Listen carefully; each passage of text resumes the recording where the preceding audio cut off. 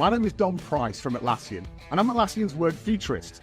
But at Experts Unleashed, I want to do something different with you. I want to bring experts from their field to you. Experts that aren't going to talk about thought leadership or theory, but they're going to bring their lived experience, their pragmatic insights, and their stories to help you unleash your potential. So the format of this show is incredibly simple. It's all based on three things.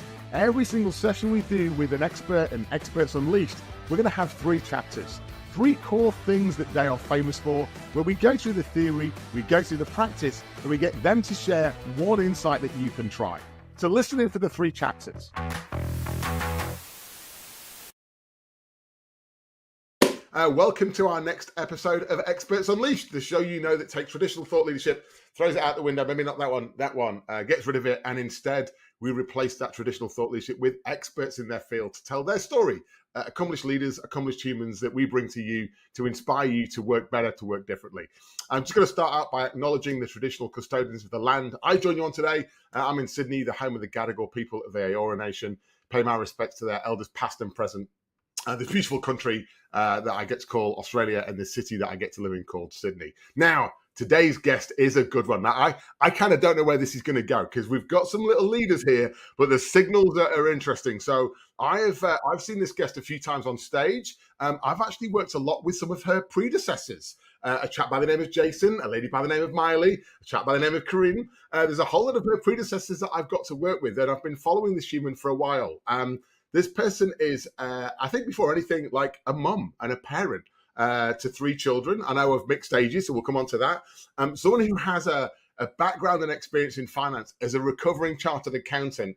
When I saw this person's history, I'm like, it wasn't just me that got out. This person has an esteemed career in finance, but actually for the last 18 years nearly has been at Google. And the last 6 of those as the managing director of Australia and New Zealand. And not only that, one very interesting fact that always comes up when I research this person, a very keen karaoke singer. So we will need to get onto your chosen karaoke go-to song at some point. If you've not worked out who our guest is today, it is the wonderful Mel Silva from Google. Mel, welcome to the show.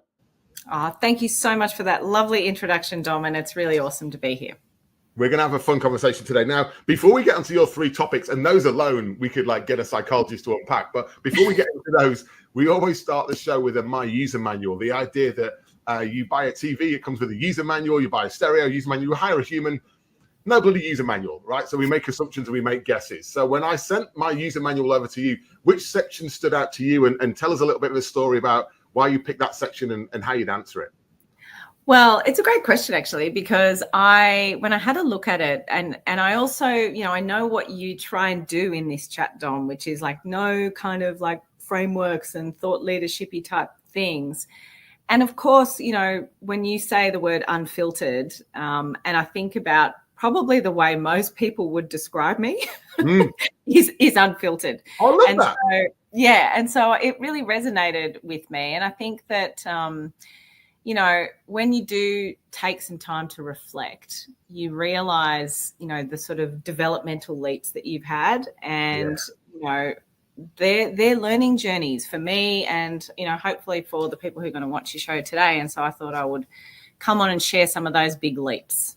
Yeah. So what are some unfiltered things about you? If you're filling out my user manual and you had to share with some of the people you're working with, here's an unfiltered thing about working with Mel, what would it be? Well, number 1 would be you don't die wondering with Mel. I'm a pretty straight shooter. I'm pretty direct. And I think that, I like to bring a bit of levity to situations. We take ourselves sometimes a bit too seriously, and we like to take our work seriously here, and we want to do great stuff for our users and for our partners and for our clients. Yeah. But, we're not saving babies, and we can have a little bit of fun along the way. And I think sometimes humor is a great diffuser. Yeah. That's it. Do you think you've always been that way in your career? Because you've got a career that's quite a rich tapestry, and we're not going to go through your resume, but in different industries, different sectors, have you always been a straight shooter, or is that something you've got more comfortable with over time? I think I've always been this way. I think I've definitely learned to embrace it a lot more. The older and wiser that I've gotten. And I've definitely acknowledged that it's a strength of mine.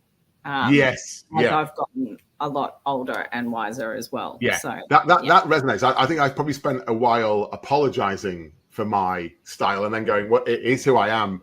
Let's embrace it and understand that it's not one size fits all, but like in what scenarios is that a strength and how can I deploy that for good and not for evils there?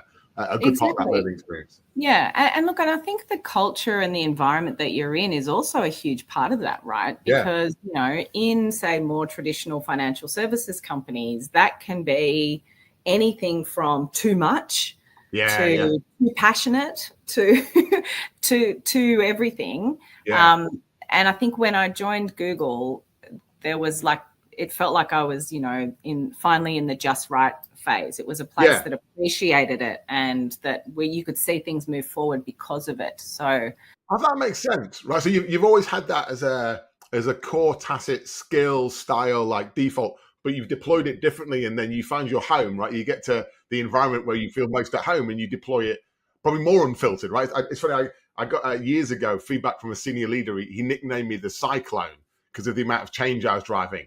And I said to him at the end of the meeting, I just want to check, is that a criticism or a compliment? And he's like, it's part criticism, part compliment. Like, we need to change, but he's like, wow, like you're just like, you don't care. And I was like, no, I do care. I do care, which is why I'm glad they said it was the pace of change that they were uncomfortable with. But it's always fascinating that like when you feel comfortable being yourself, I almost feel more valuable. And I think that, you know that it's a true part of yourself when it's not just the way you are at work, right? Like it's the way I am with my kids. It's the way I am with my husband. It's the way I am as a daughter and as a friend as well. Like I'm the friend that you go to when you want to hear it between the eyeballs. Yeah.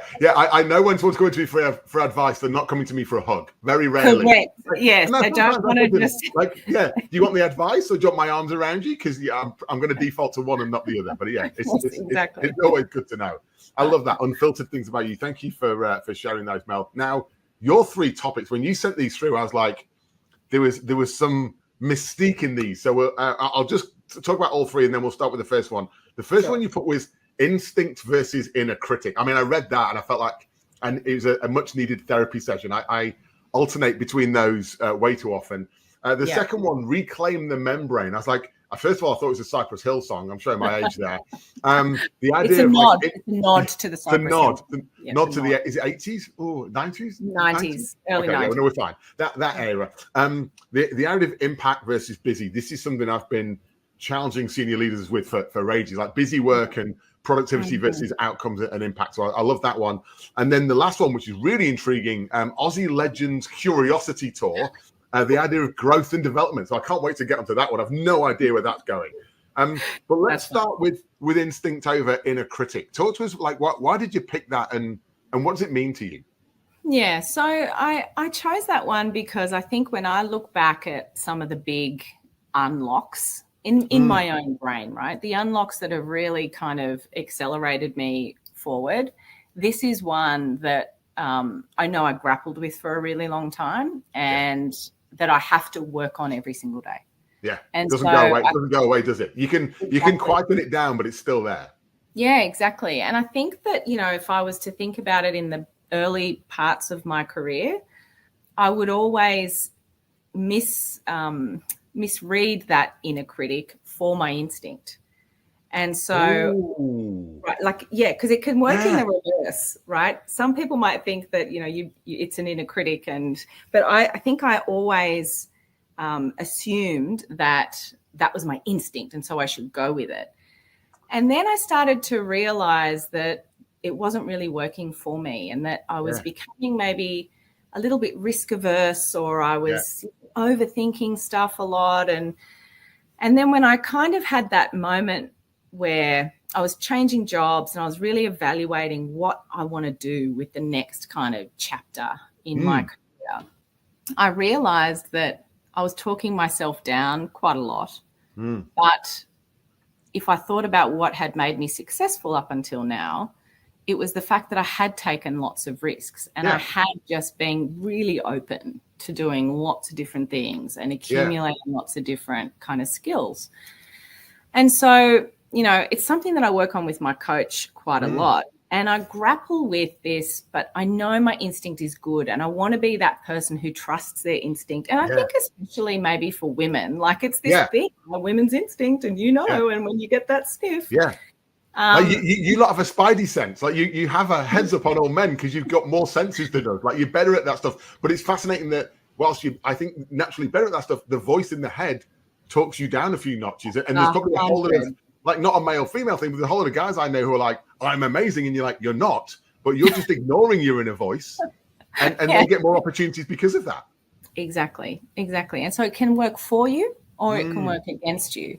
And then, so when I started to unpack this with my incredible coach, he got me to sort of think about it in terms of like a physical thing, right? Like what is that voice and what's the loudest voice that you've got in your head at the moment? And then to kind of reclaim it, right? And say, well, you actually have a choice to hear that voice, know that you have a tendency to either be risk averse or be a little bit conservative or knock yourself down a bit. Yeah. And you can choose to put that person at the back, right? Choose to put that voice at the back. Yeah.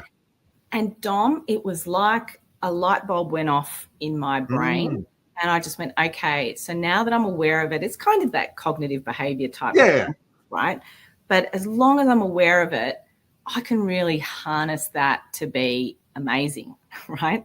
I can harness that to say that inner critic is it's not terrible. It's never going away. It's part of actually what gives me my mongrel.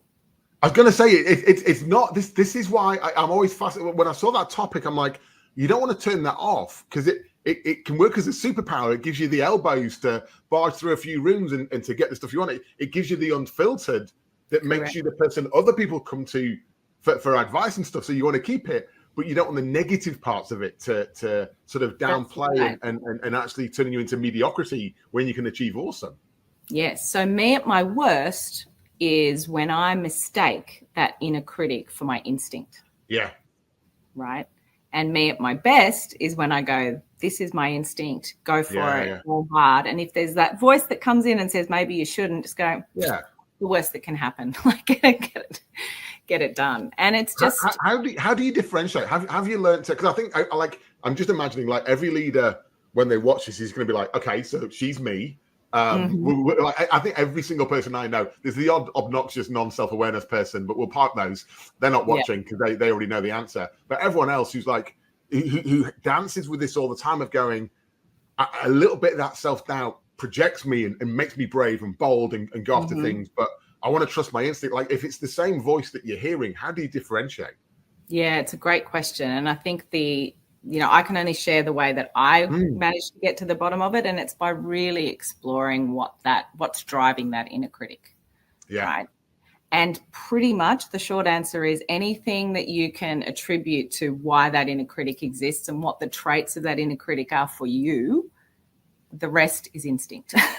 Yeah. Right. Yeah. And so, I'm not going to, I won't beat around the bush. So I grew up in a Catholic family. I grew up in a Mediterranean family. I was like, what you want. I was the first, kid in my family to go to university. There was pressure, right? There was immigrant parents.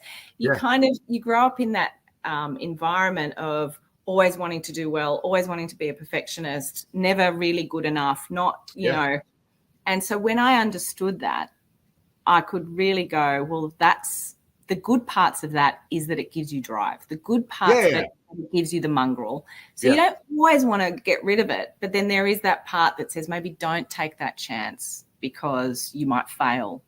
Yeah. And that was the bit that I had to get very familiar with, get super, super familiar with. And like I said, pretty much anything that's not in that bucket is your instinct and go with it.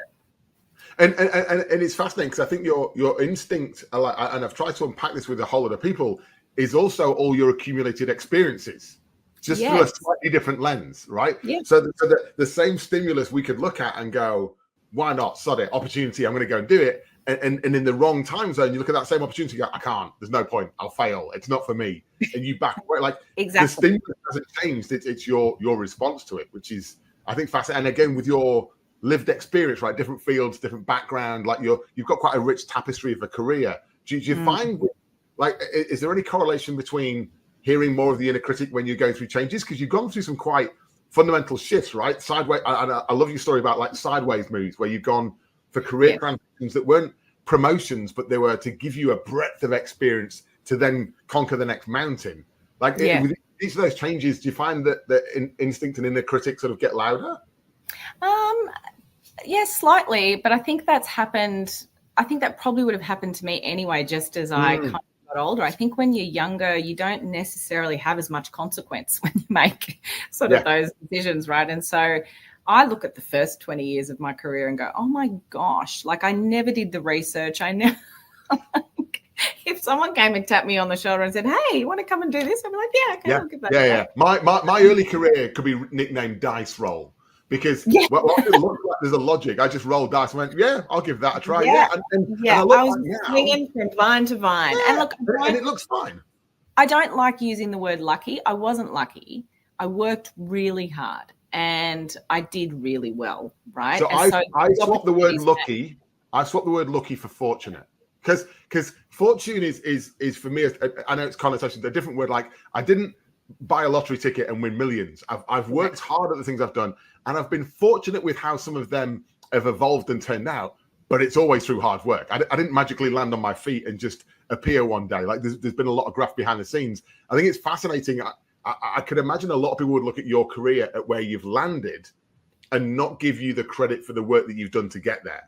Right? There's a lot of people go, oh, managing director of Google, like that would be awesome. Right? And you're like, it is. And it's like, it's not that it's not. But here's the years of graft and not always backing yourself and tenacity, that mongrel to get there. And it's not all rosy days and high fives. Well, and where, people do say that to me a lot. And I say back to them, first of all, when I left high school or even when I left university, I couldn't have even imagined the job that I have. It didn't exist. No. Right. There wasn't a career conversation when you're like, Mel, what's your ambition in 20 years' time? You're like, married, couple of kids, and I'd like to be managing director of the world's largest search engine that doesn't yet exist. Yeah. So, and then, but also I say to them, if you rewind Google 18 years ago, that was actually a pretty courageous decision. There were a lot of people back then who were going, what is she doing? Right. So I wanted to ask you about that because I imagine like when I look back through your career, there was times when I'm sure there was like the safe bet that was like, here's the obvious path. Yeah. And it seems like you've not often taken the obvious path. You've taken the more opportunistic, like sleeves rolled up, why not? Let's see what happens kind of path. Like talk me through the decision-making process or the logic that you use for that. Because I think you've got what looks like a great career, but it's certainly not a linear career. It's definitely not a linear career. And I hoovered up so many skills before I was even 30. Yeah. Like I had done so many different jobs in so many different functions, but I'd never really changed industry, right? I was in the financial services industry and I felt like that was my area of expertise. Yeah. And then when the job at Google came up, after I had done my 10 months and 17 million interviews, you would be, and let's be really clear, like I took a big step back. Yeah. I was the general manager of a business. I had a team. I was running a P&L to come into Google to be an individual contributor, right? And I think my parents thought I was nuts. They were like, what are you? My friends were like, what's Google? Why? Like, what? Like, seriously, like, get your head, like, what are you doing?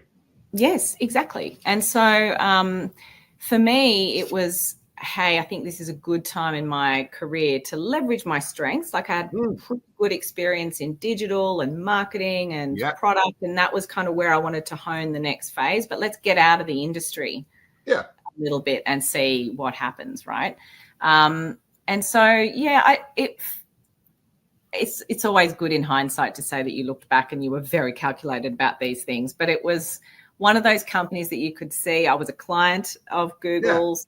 It was one of those companies that you could see was really having a huge impact from a user point of view. And so in my mind, it didn't feel like such a risk. But gosh, when I told people, they were like, oh, why are you leaving this like big organization to go and work at this?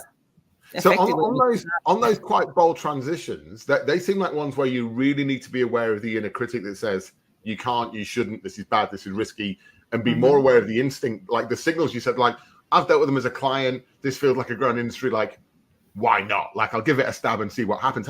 How like I know it's hard to reflect, whatever, nearly 18 years ago. How in those bold decision moments do you find that inner sanctity? Because I think the logic parts, sometimes it's the emotional part I find harder. Like the logic says do or don't, and that's maths and stats. It's like, how will I feel if this doesn't go well? Or why is it that everyone else is taking a different path and am I just being obtuse on purpose because I want to take a different path to be different? Or is there real like logic in there? Yeah, well, look, again, I think hindsight's always 20/20, right? And I could probably retrofit what it sort of felt like. But look, I think that if I just share the experience of what it was actually like to join Google at that time, I could see, and I think the recruiting team did a really good job of articulating to me very clearly what I had that they wanted. Oh, and I think that's a game changer. It is. If you can see the contribution that you can make, then it actually doesn't feel like it's a huge deal. Like, I know I can make a contribution. I know I have something that they don't have, and I will learn a bit too, winning. Yeah. That's a win-win. Yeah, exactly. Yeah, that's uncanny, because it's funny whenever I talk to leaders, I always love it when I hear a story about a great leadership moment they've had where someone else has led. And that's a great leadership moment where you're like, the people that shared with you, hey, these are the 3 things you've got that they're really excited about acquiring it, and the impact we think it will have. For me, I immediately dial into that. I'm like, well, that's just like, I don't need a job description or any forms anymore. Like, I know exactly what you want me to do, and you trust me and I trust you. We've got this symbiotic relationship versus the transaction of, I've hired you, here's your job description with some bullet points on. You're like, oh, this feels too strict for the fluid nature of the role. That's right. Yeah, that's 100%. And it's an interview question that I ask all the time. Like, what do you think you're going to bring to this organization, and what does this job give to you? Because if you can actually have someone who really knows what they're going to give and get. Yeah. If you've got that two-way exchange, and it's like, here's where I want to grow, develop, and learn more, and here's the things you're like, job done. Like, because it's like, even if you've not got the skills, I can work with you. Like, it's a weird flip from what does your resume say to how are you going to turn up on the Monday? If I'm not here, how are you going to turn up? Right? Because I can't be sat by your side all the time. With the instinct versus inner critic, and I hope you don't mind me asking this, does it manifest differently in your other roles? Because you've got other roles as like, a wife and a parent, you're on a whole of boards and advisories. Like I get how it manifests in your day to day.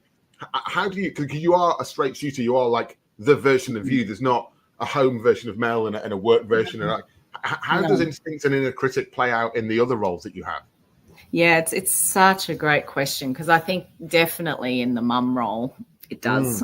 And probably less so with the interactions I have with my own kids and with my own family, but more in the broader community bit. Like, where sometimes my instinct versus inner critic when I'm with other mums, is on high alert, being very vulnerable. Like you always end up with such I've always said to people, it's funny because when your kids transition from daycare to school, it's like it's almost one of the hardest transitions you will ever make, because in the daycare environment, everyone who's there is there because they're a working mum, and it's like you've got that in common. And sometimes when you go to school, women make different choices for all sorts of reasons, and sometimes there's dads that stay at home and mums, and I'm all for that. But I find the instinct versus inner critic, like when I'm not at all those assemblies all the time, when I can't necessarily do, I have to ask the teacher for a special parent-teacher time slot because, and so that's the bit where I sometimes go, oh my gosh, am I doing enough? And my instinct will always say, you're a good role model for them, seeing you work and have impact and love what you do, and that's way more important than canteen duty. But honestly, it's a minefield, isn't it? Because it's a conscious trade-off, but we've all got that other voice in our head of going, like me and my wife had the chat so we've got 2-year-old twin boys, and it's like, if I took a domestic role at like a generic ASX company, I could earn a decent salary and never travel. So like, and here's what that would look like in terms of time with the kids and time with you. And she's like, and how would you feel? I was like, completely depressed, like morbid. I can't ever imagine doing that. But then the trade-off is I now travel occasionally, so I'm away and I feel guilty. She's like, but if you travel occasionally and you love your job, you're a better dad. And you're like, oh, I'm like connecting those dots. And then I think, as you kind of alluded to, the judgment of society as a whole, which is, oh, you're doing it that way. And you're like, oh God, like what have I said? Like, how am I being judged for my choice of how I parent? And it's not right or wrong. It's a choice, right? It's an option.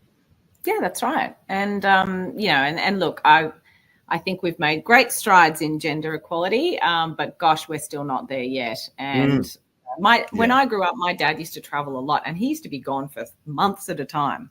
And I don't seem to remember many people going up to him and saying, "Oh, how do you do it?"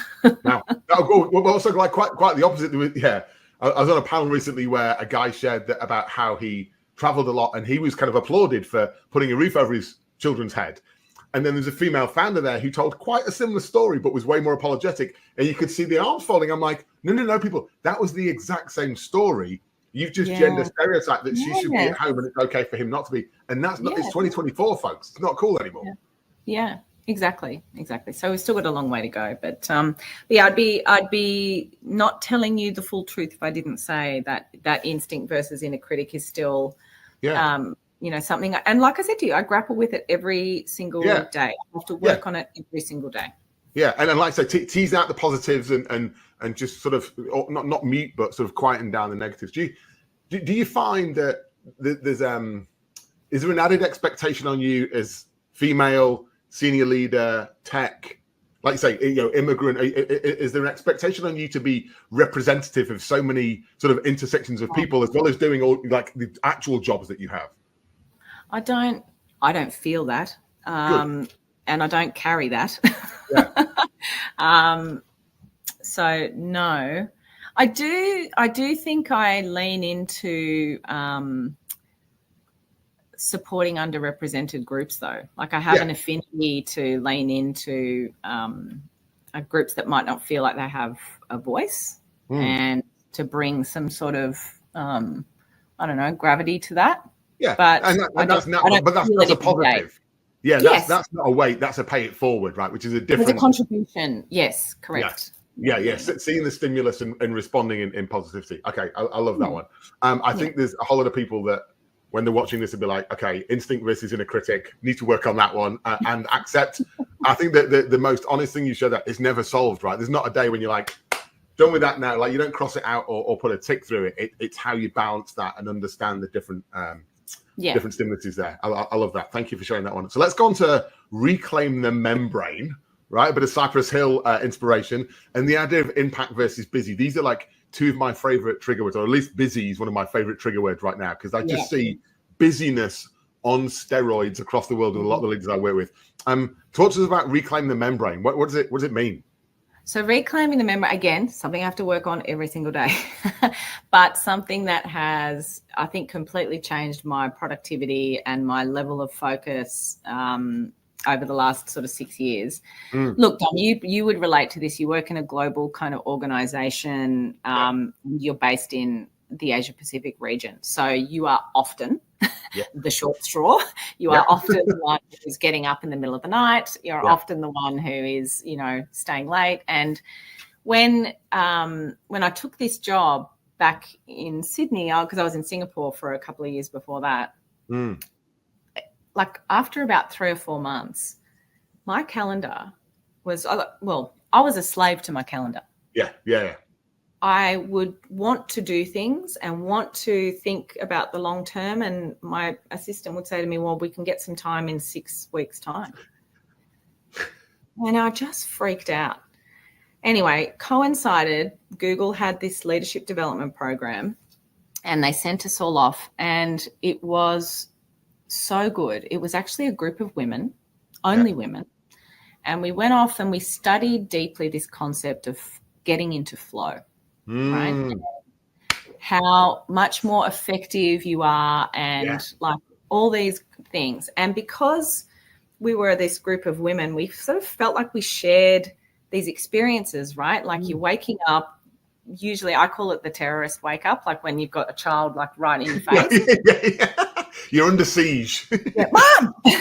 And like, so that's how you're waking up in the day. And then you're checking phones, putting people, onto the toilet, getting them breakfast, making their lunch. You run a marathon before you even get to work. Then your calendar's like this. And because your calendar's like that, you don't get any work done. So you're then staying up on the couch doing work until whatever. And then you're getting up at 3 to join a call to talk about blah, blah, blah.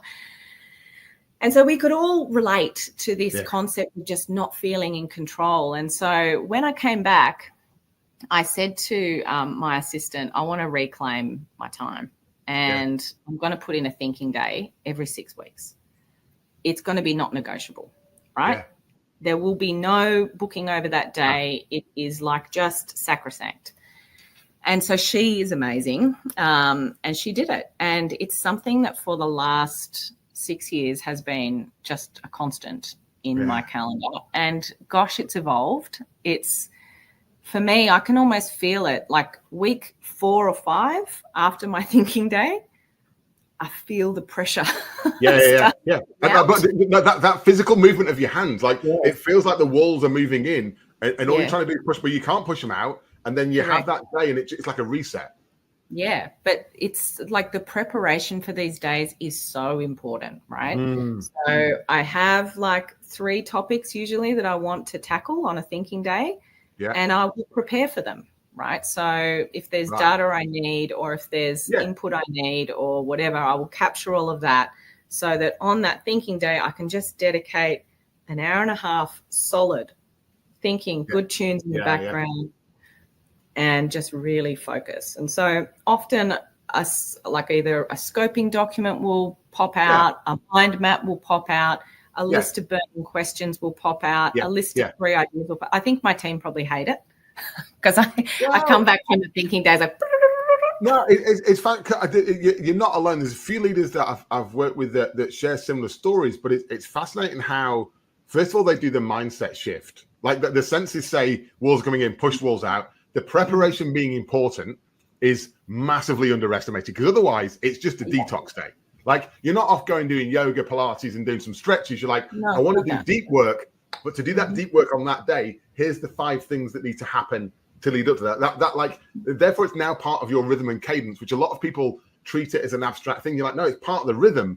But the power of wonderment in there can't be underestimated. Like the people I'm working with, I'm like, if you don't give yourself time to wonder, you're going to come up with last year's idea, but more mediocre because you're frazzled. That's right. Yeah. This is just like abstracting yourself out and just giving yourself the indulgence to go and wonder and explore, and who knows what you might find. Yeah. And the preparation, look, I'm sure that many of the people watching this will, if you gave them an hour and a half, they could clear off 40 or 50 emails. They could feel like they're getting stuff done. They could cross stuff off a to-do list. Yeah. That was not my problem, and that was not my priority. It was I'm the leader of a big organization. We've got big, audacious goals in probably one of the most fast-moving industries known to man. Yeah. And if I don't start looking out and around the corner, who's doing it? Well, it's funny. It's because I think people think that's unique to the industry you're in. And I actually think it's more universally true than ever for every industry. Right. It's like every industry's got something happening around the corner. If you're not peering, it's still going to happen. It's just whether you're going to be surprised and have to react to it, or whether you see it early and you get the chance to respond. That's the only difference, but it's still happening. Yes, exactly. And, and sometimes I think in the course of the 6 weeks, there's crumbs. Yeah. Like you see little crumbs of problems lying around, or you're hearing little bits. Then the thinking days have been so helpful in just giving me the time and space to connect the dots. Yeah. And say, well, that in isolation, we could probably do work that would fix that, but it's actually this plus this and that result where you go, oh, actually, what's happening? You're getting more to a root cause. You're getting more systemic. Again, because you give yourself the freedom to abstract out a little bit and just be like, I need to look at this from a different altitude. And when you do that, the red thread can be seen. If you're in the day-to-day, when I'm in day-to-day, I can't see the red thread, right? It's whack-a-mole, right? It's stuff. But like I said, it's funny what you said. I ran a workshop the other week, and it's a group of senior leaders. They're all sat there, laptops and phones. And I'm like, hey, I'm going to run this workshop for 2 hours. So I get paid the same for this workshop regardless. if you want to scratch stuff off your to-do list, ping a few emails, you do you, right? I haven't got a horse in this race, but I'm not rerunning the workshop. The emails will still be there in an hour and a half, 2 hours, right? And you can see this begrudging, like, and I'm like, but honestly, if that is your most pressing thing and you can't concentrate, go do that. Like, but own that and don't do the workshop. But the half-assed of, I'm going to sit here because I think I can multitask. None of us can, right? Multitask, do a few emails and listen. It's just a waste of time. Versus saying, if I've carved this time out, this is the most valuable use of that time. Yep, absolutely. Absolutely. And, you know, I mean, Dom, you probably have the same thing. Like, it makes me cross. I'll just be honest. It makes me cross when I ask people how they are, and that's the first thing they say is, oh, how are you? I'm busy. Or you get the busy, and you're like, what? I literally had a senior exec once. He's like, yeah, I'm in a guild and a committee and a forum and a steering group, and he rattled off all these things, and I was like, that sounds miserable. What is it you're contributing to those things? Yes. And there was this, and it's like he'd never been asked that. I'm like, how are you not asking yourself that? Because you're in the hamster wheel, but for what? How do you know if you're having impact? How do you know if you're successful? What are the outcomes you're achieving? And he's like, I don't worry about any of that. I do the needful. And I was like, that can't be enjoyable. How do you get out of bed on a daily basis and just run that race on repeat? Well, you know, and I do bring this kind of singular question to many of the life conundrums that I face, but like, what am I going to say on my deathbed? Yeah. I'm not going to say, God, I wish I cleared more email, or God, I wish I went to more meetings. No. I'm going to say, I made a difference to these people, or to this business, or to that charity, or to my family. Yeah.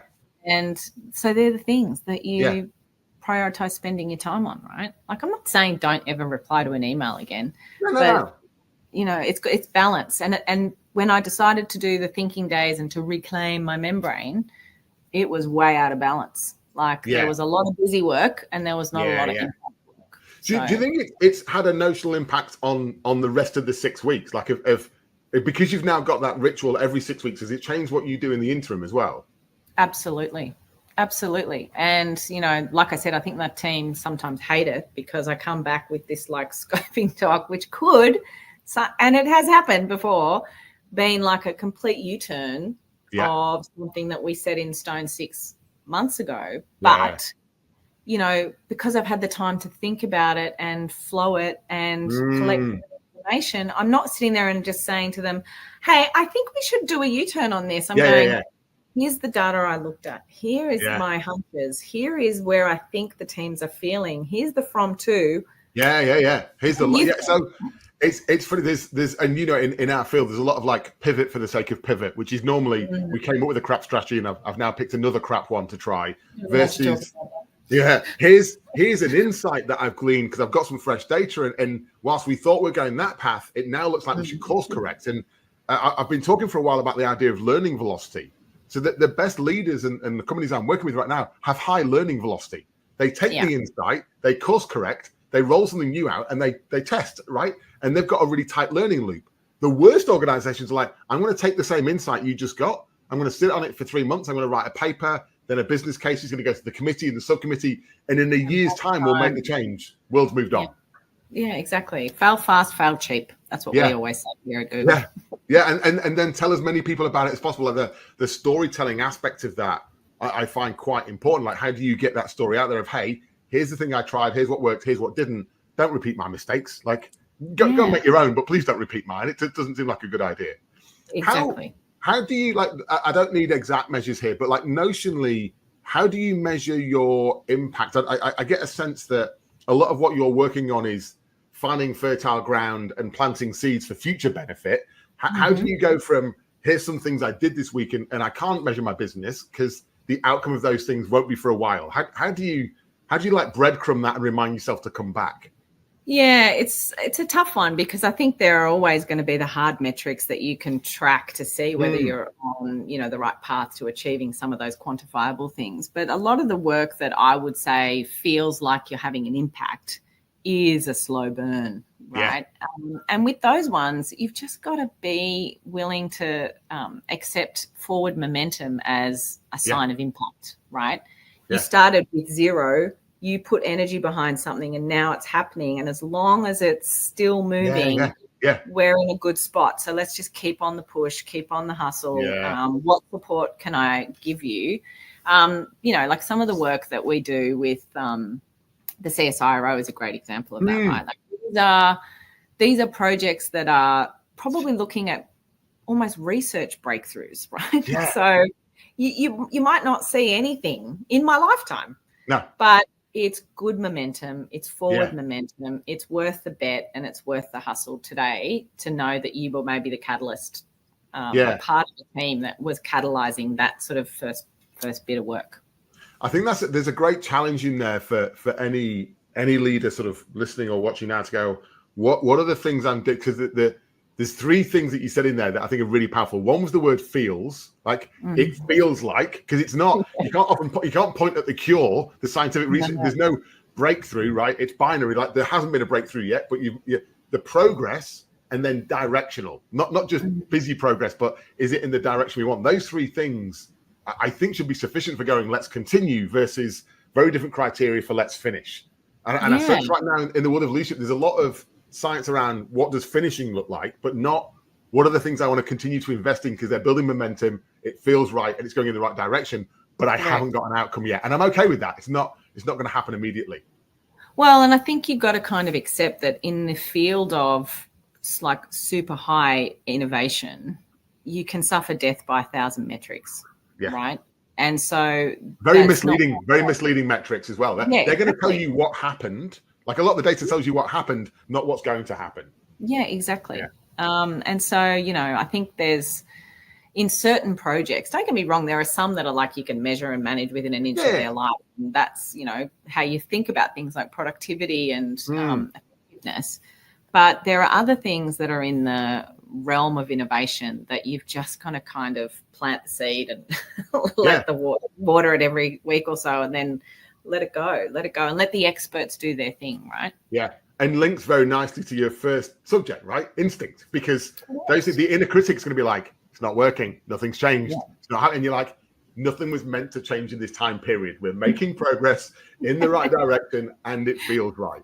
You get me, Dom. You get me. It's fascinating because there's so many leaders I'm working with right now that are like, economy or industry change, whatever, are like, I'm going to stray away from that exploration and instead do things that are high confidence or highly certain. And you're like, that's not going to work for you because you're doing last quarter's thing.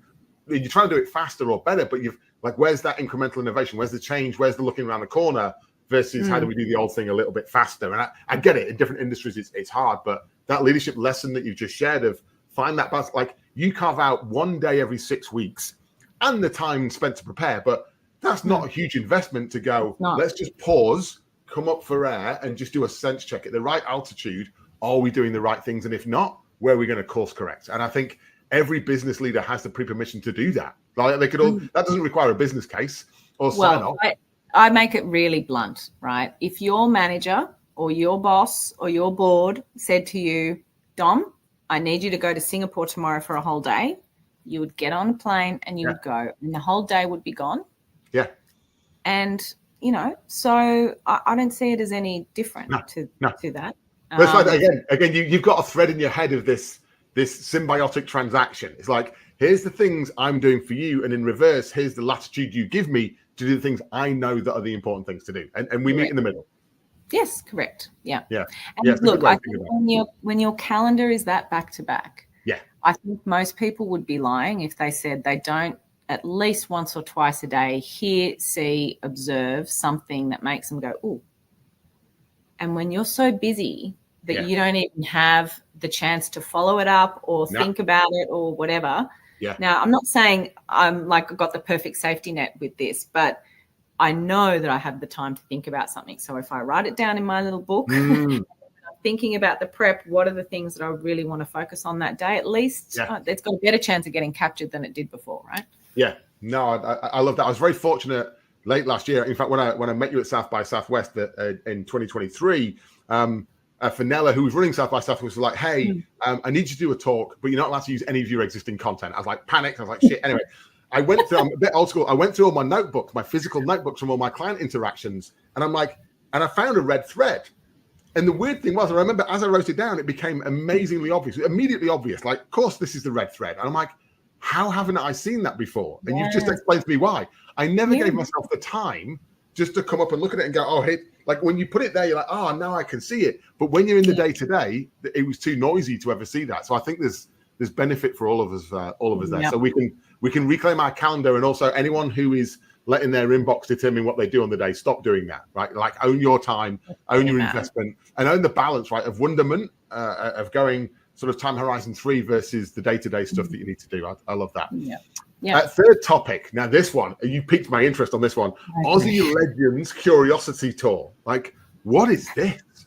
Okay, so I was a bit like not reluctant, but I was tossing up whether or not to include this one because it is deeply personal. And I'm worried that people are going to think, did she only meet with me because I was part of the Aussie Legends Curiosity Tour? But hey, I thought, whatever. So, again, you're busy. You got kids. I don't necessarily love going to like networking things. Oh no. I mean, I'm in that field. I spend my time at conferences, and when they're like, do you want to come to the networking? I try and think of every reason possible not to, because it's often just generic chit chat at a surface level, not meaningful. Correct. And look, don't get me wrong, I'm good at it. I give good small talk. Oh yeah. But I don't always get a huge amount out of it. It's not a cup filler for me. It's not a tank filler. It's a drainer. And I've got to be honest, again, the whole deathbed, I've got 8 hours in a day when my children are actually awake. I think about things like an economist, right? Like the opportunity cost of being here is that I'm not there. Yeah. And so I really grappled with it for a while because I would just self-select out of those things and I just wouldn't go.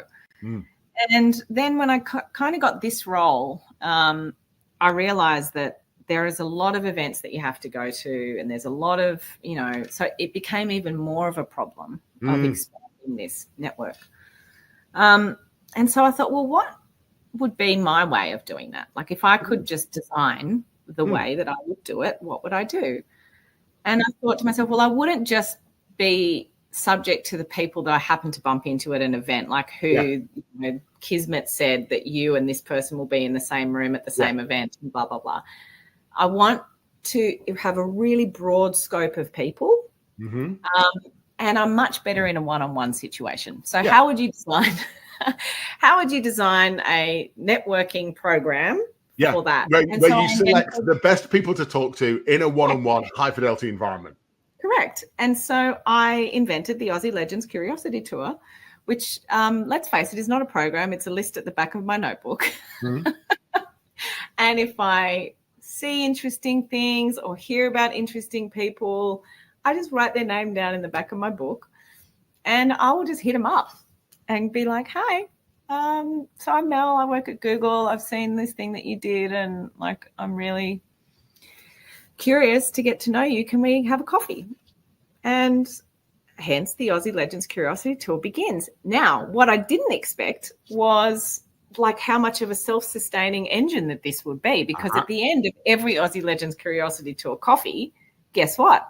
They say you should go and meet this Aussie legend because And Dom, it has been just such a source of joy, curiosity, fascination, inspiration. Again, wonderment. You've got that wonderment gene. You're like, I don't know what I'm going to, it's not transactional. I don't know the one thing I'm going to get from you, but I'll get something. Yeah. And it's almost like going on a date with someone. It's almost like going on a friend date with someone. We have no idea what we're going to talk about. We just know that, why. And I've never, ever had anyone say no. It's actually created some really great, this little almost angel network around me. Yeah. And opportunities actually are popping out of them too. So it's funny because that sequence there isn't by accident. Right. No. And I want to call that out for anyone listening. There's a lot of people that try networking for an opportunity. And I'm like, calm your farm. You can't start, buy the drink first, right? have the date, right? Because people are rather go, here's and they launch down at you. Here's my pitch. And you're like, no. this is the bit where we just see if there's some sharing we can do, Cool. and we see if we even like let's do that bit first before you try and flog me something that I'm not interested in. It's a very different ask, and then the opportunities, I think, when they come up in your world, are way more natural, right? It's not forced. It comes up when it comes up. It's not time bound. Correct. Yeah, correct. And so I will genuinely be curious about something. So I may have seen someone deal with a big crisis in the media, or I've seen someone really take a company from A to B, or that I was at South by Southwest the other day and I saw one of these founders and I just was so into what they were doing. And I'm like, please, can we, have a coffee? And she's like, yeah, absolutely. And, look, I'm not sort of naive enough to think that maybe the job title I have doesn't command me more yeses. Mel, I get it. You can only play the cards you've been dealt, right? You happen to have a business card that means you get more yeses than no. Nothing wrong with that. I'm sweating the assets, Dom. I'm sweating the assets. And you know what? Google might get me the first one, but Mel gets me the second meeting. Yes. And it's Mel that gets the introduction to someone else, right?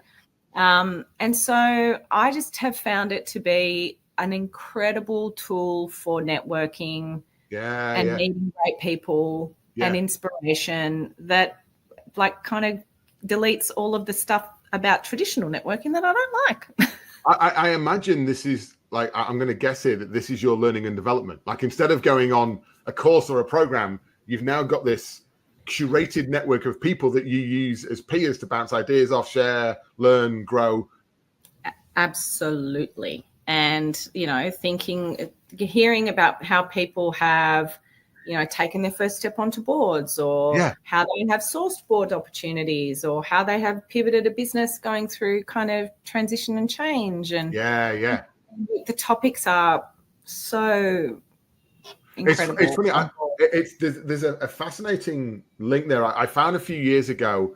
I really struggled with text. I get sent a lot of books. People are like, I'll meet you at a conference. I've written a book, and I'd read it, and I'm like, I get the concepts, but I was grasping a real life story. Versus when I go for a coffee or a beer or a drink with anyone, and you get the story behind the story, I'm like, now it makes sense.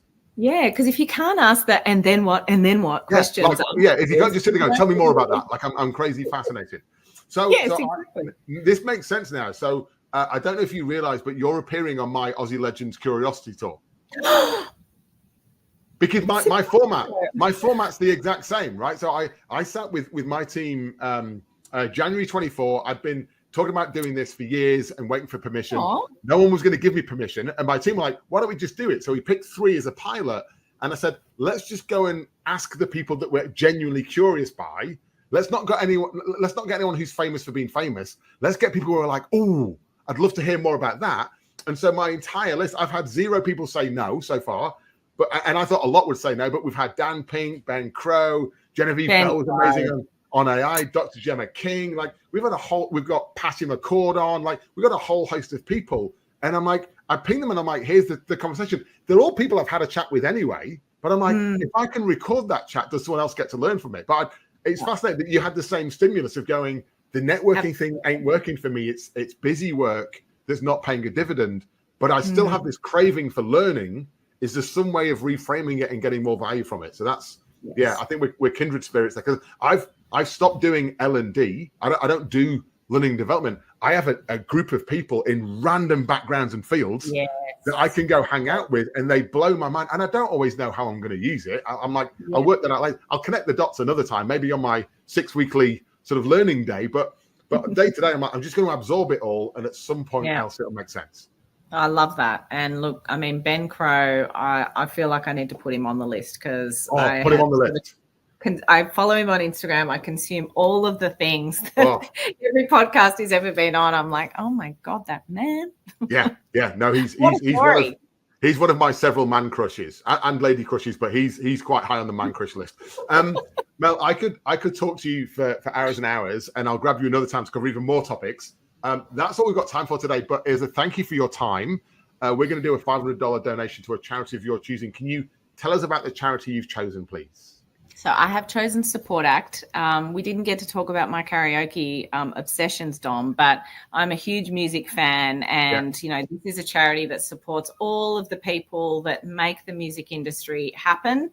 And sometimes they have tough times, and they work incredibly crazy hours, and they need a lot of support. So I would love for you to donate the money to them. Yeah, I love that. I've done a small amount of work in my past with the music, and with Aria, I know you do some work with Aria, and it was like when they told me the stories about, they're like, here's the people you see in the charts, and here's the music industry, and you're like, whoa, there's a whole lot of people trying their hardest to make a trade, right? Put a roof over their head out of an industry that's really tough. So I think that's a great cause. To wrap up, what is your go-to karaoke song? Well, it depends what mood I'm in. I love a Never Tear Us Apart, but I also love a Don't Let the Sun Go Down on Me. Right, I'm a Queen. I go big early. I'm a Queen, Bohemian Rhapsody. I'm like, I'm going to do my mic drop. I do all the voices. Not well. I'm not a singer, but I have no shame, no shame whatsoever. I have no boundaries, no filters. Let's do it. We can karaoke sometime. Awesome, Mel. Thank you so much for your time. If people want to learn more about you, how do they best find out about you? I don't know. Google. Google me. You work for Google. Google her. Get her higher up the rankings. Someone's paying for that. Google Mel Silva. Okay. Thank you so much for having me, Dom. I really enjoyed the chat. It was awesome. Thank you so much for your time.